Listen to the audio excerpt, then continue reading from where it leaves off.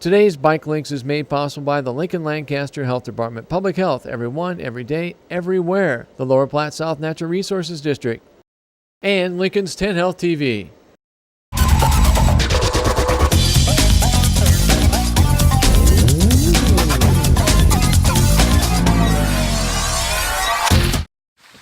Oh, hi. Welcome to Bike Links.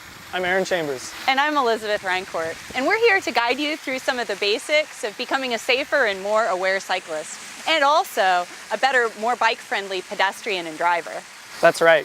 We'd also like to talk to you about how to buy the right bike, how to handle that bike, and then how to have proper etiquette when riding on the trails and streets. Ready to get started? Let's go. Okay.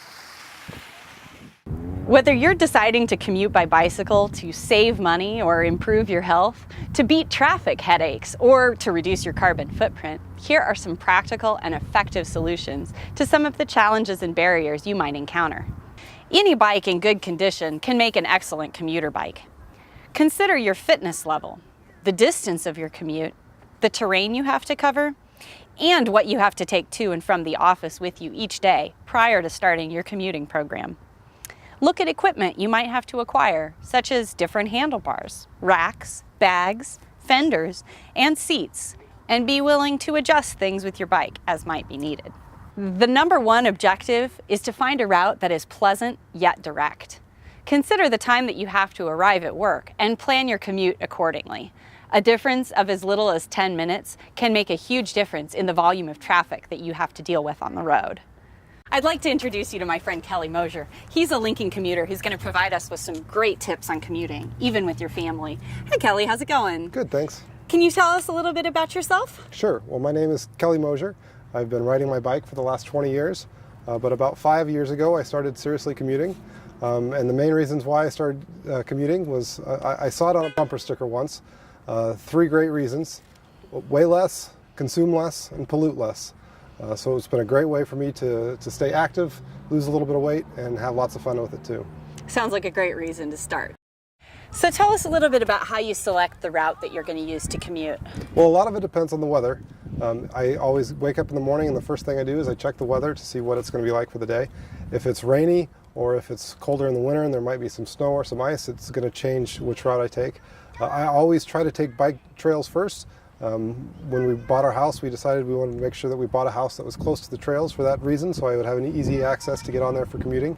But there are some days when I just don't feel like riding on the trails, and when that's the case, I try to pick some somewhat major but not heavily traffic streets that I can still ride on at a fairly good pace, but not have to worry a lot about excess traffic. Yeah, there are a lot of great streets in the city too that are so that those designated on-street bike routes. They're not necessarily bike trails, but they're just wider streets like 18th Street, 11th Street, or 14th Street before it turns into the designated bike lane downtown. Those can be great streets to choose. And you know, when you're looking at streets too, you want to be aware of things like if there are railroad tracks or storm grates, things that might be dangerous, especially if it's raining, to go over when it's slick. And then once you get downtown, there's the dedicated bike lanes that you can actually get on and ride through downtown as well.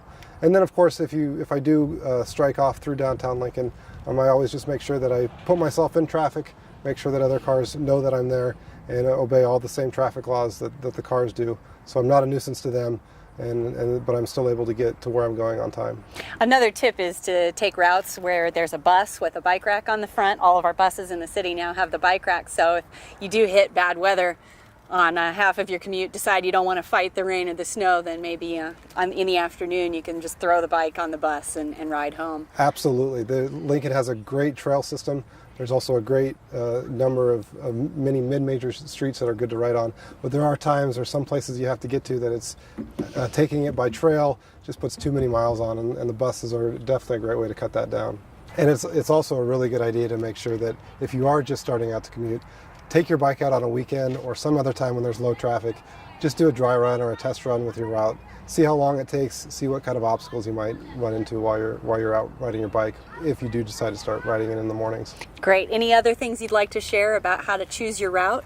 The big thing is just to make sure that you're aware and keep your eyes open and be prepared to adjust just depending on what traffic conditions might be.